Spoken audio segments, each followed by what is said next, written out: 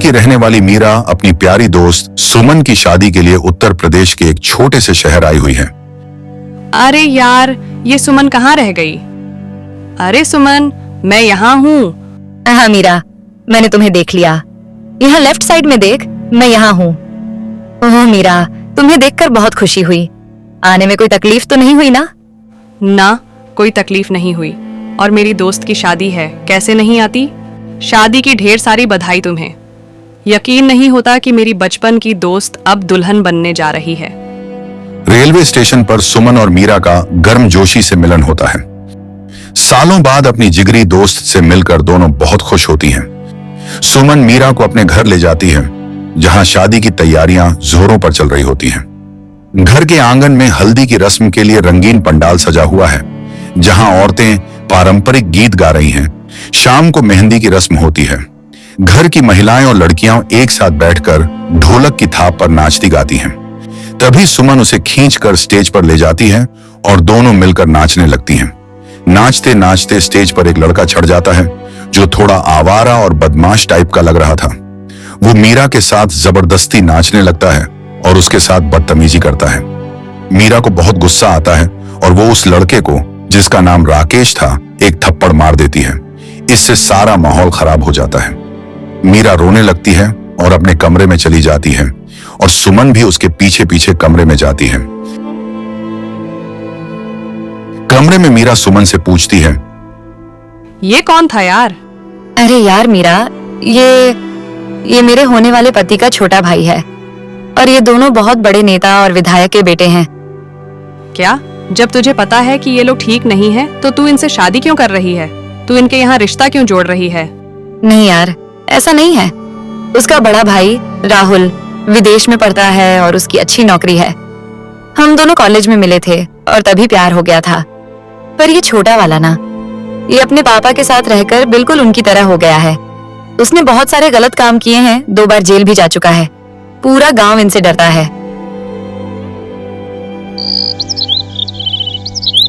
अगले दिन घर का फोन बजता है।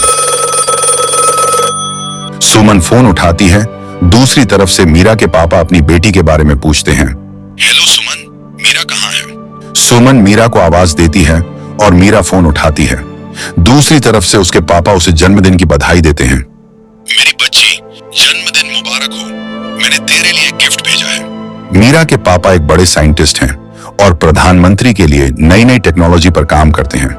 उन्होंने नासा, इसरो और डीआरडीओ जैसे बड़े संस्थानों में भी काम किया है। मीरा बाहर जाती है और देखती है कि एक काले रंग की सुपरकार खड़ी है, जो उसके पापा ने उसके बर्थडे पर भेजी है। मीरा बहुत खुश हो जाती है और अपने पापा को थैंक यू बोलती है। तभी सुमन वहां आ जाती है और कहती है, अरे यार, कल शादी है और मेरे कपड़े अभी भी दर्जी के पास रखे हैं। घर पर कोई है भी नहीं, ये कपड़े कैसे लाएंगे? तू मुझे बता दे, मैं ले आऊंगी। तू तो यहाँ नहीं है मीरा, तुझे यहाँ के रास्ते कहाँ पता होंगे? अरे यार, तू अभी भी पुराने जमाने में जी रही है। आजकल तो गूगल मैप्स है ना। बस तू मुझे दुकान का पता बता दे जहाँ कपड़े दिए हैं, मैं चली जाऊंगी। सुमन उसे रोकने की कोशिश करती है, पर मीरा को अपने पापा की नई कार चलाने का मन था, इसलिए वो नहीं मानती और चाबी लगाकर कार स्टार्ट करके कपड़े लेने निकल जाती है। वो आराम से कपड़े की दुकान पर पहुंच जाती है और दर्जी से कपड़े ले लेती है, पर वापस आते आते शाम हो जाती है। शाम होते ही सब कुछ डरावना और खतरनाक लगने लगता है। रास्ता एकदम सुनसान और अंधेरा होता है।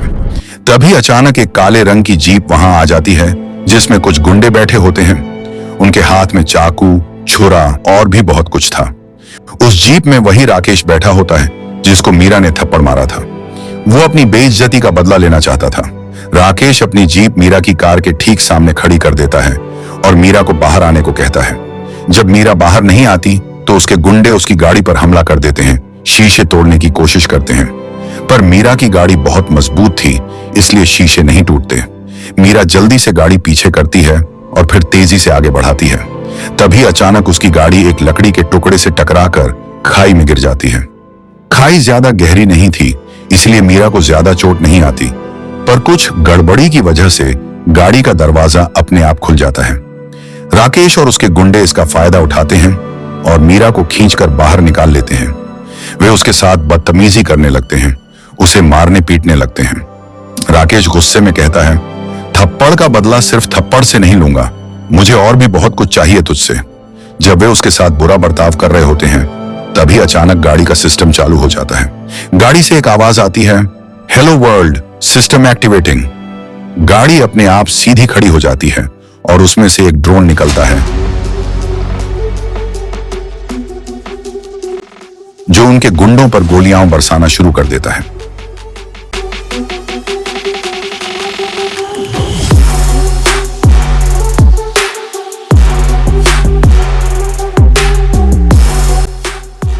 कई गुंडे मारे जाते हैं पर राकेश किसी तरह बच जाता है और अपनी जीप में बैठकर भागने लगता है। तभी मीरा को होश आता है। मीरा किसी तरह खुद को घसीटते हुए वापस कार के अंदर पहुंचती है। वह हांफते हुए ड्राइवर सीट पर गिर पड़ती है। उसके हाथ बुरी तरह कांप रहे थे।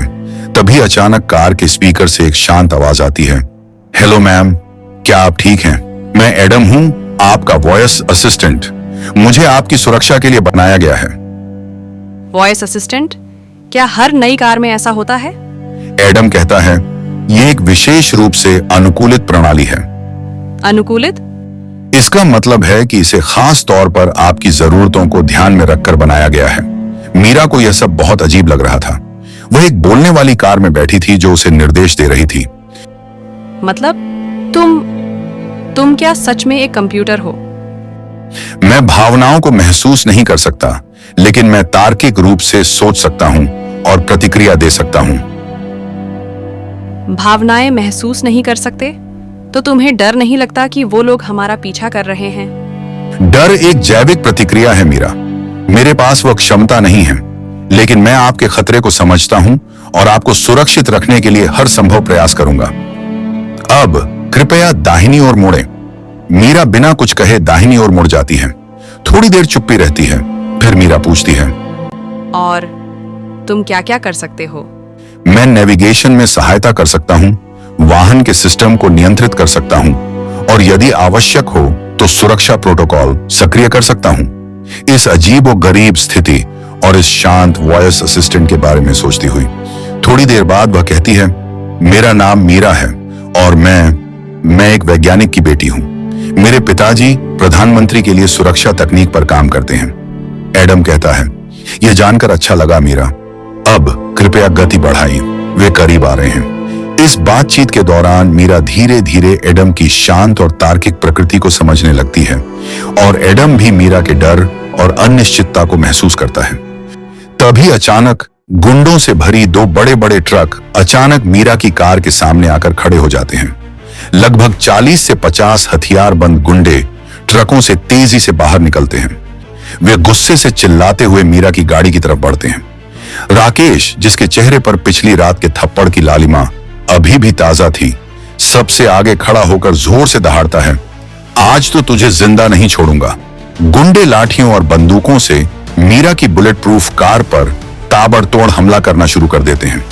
गोलियों की बौछार होती है, लेकिन कार का मजबूत कवच उसे भेद नहीं पाता।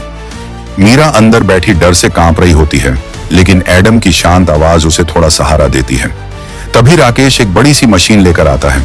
राकेश उस ब्लेड को मीरा की कार के दरवाजे पर टिकाकर उसे काटने की कोशिश करता है।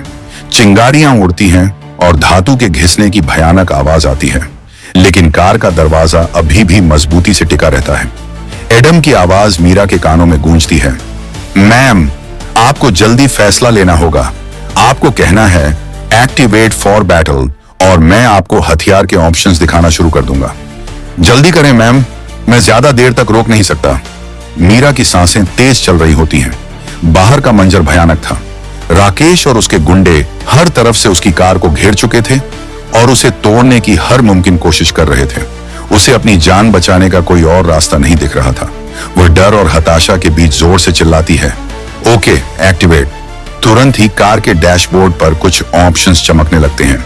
Drone, highly advanced missiles, air missiles, auto launcher grenades और एक सुपर कमांडो का आइकॉन। तभी कार की छत पर लगा एक छोटा सा पैनल खुलता है और एक तेज आवाज के साथ एक ड्रोन उड़ना शुरू कर देता है। ड्रोन तेजी से घूमता है और फिर नीचे खड़े गुंडों पर गोलियां बरसाना शुरू कर देता है। गोलियों की बौछार से चीख पुकार मच जाती है कुछ गुंडे वहीं ढेर हो जाते हैं और बाकी अपनी जान बचाने के लिए इधर उधर भागने लगते हैं। राकेश गुस्से से पागल हो जाता है। राकेश अपने दोस्तों को कॉल करता है और गुंडे बुलाने को कहता है। 10 मिनट बाद 2-3 ट्रक और आते हैं जिनमें बहुत सारे गुंडे भरे होते हैं। इस बार करीब 100 से भी ज्यादा लोग हैं। एडम के पास हथियार कम होने लगते हैं। एडम मीरा से कहता है, मैम हमारे हथियार कम हो रहे हैं, अगर आप कहें तो मैं सुपर सोल्जर को बुला दूं, ये एक बार में ही सबको निपटा देगा। पर मीरा कहती है, इनका क्या पता ये फिर आ जाएंगे तो, और हमारे पास ये लास्ट हथियार बचा है और वो भी हम एक बार ही इस्तेमाल कर सकते हैं। पर सिचुएशन बहुत खराब हो गई थी, इसलिए मीरा को तुरंत फैसला लेना होगा। वहीं दूसरी तरफ ट्रक से लोग हथियारों के साथ उतरना शुरू कर देते हैं और मीरा की तरफ तेजी से आने लगते हैं। मीरा कहती है, ठीक है। तभी वहां पर जोरदार आसमान से गोलियां चलने लगती हैं। बम और गोले बारूद चलने लगते हैं। ऊपर हेलीकॉप्टर से एक सोल्जर उतरता है जिसने चेहरे पर नकाब पहन रखा है। करीब 6 फुट का ताकतवर सोल्जर वो धुआंधार लड़ाई करता है। 1 घंटे तक लड़ाई चलती है। वो अकेला सोल्जर सभी गुंडों के साथ राकेश को भी खत्म कर देता है। पर मीरा की गाड़ी बहुत बुरी हालत में है, पर फिर भी एडम उसे किसी तरह सही सलामत उसके घर तक छोड़ता है। उसे घर तक छोड़ते ही एडम बंद हो जाता है। मीरा अपने पापा को सारी कहानी सुनाती है। पापा भी बहुत दुखी होते हैं। फिर उसकी दोस्त सुमन का भी कॉल आता है। वो कहती है, मैंने तुझे कितना कॉल किया पर तेरा फोन तो लग ही नहीं रहा था। मीरा कहती है कि उन लोगों ने उसका फोन तोड़ दिया था। फिर सब कुछ ठीक हो जाता है। करीब 1 हफ्ते बाद मीरा के पापा अपनी बेटी को एक फोन गिफ्ट करते हैं और ये भी फोन बहुत एडवांस है। जब मीरा फोन उठाती है तो उसमें से एक आवाज आती है, हेलो मैम, माय एडम, आपका वॉइस असिस्टेंट।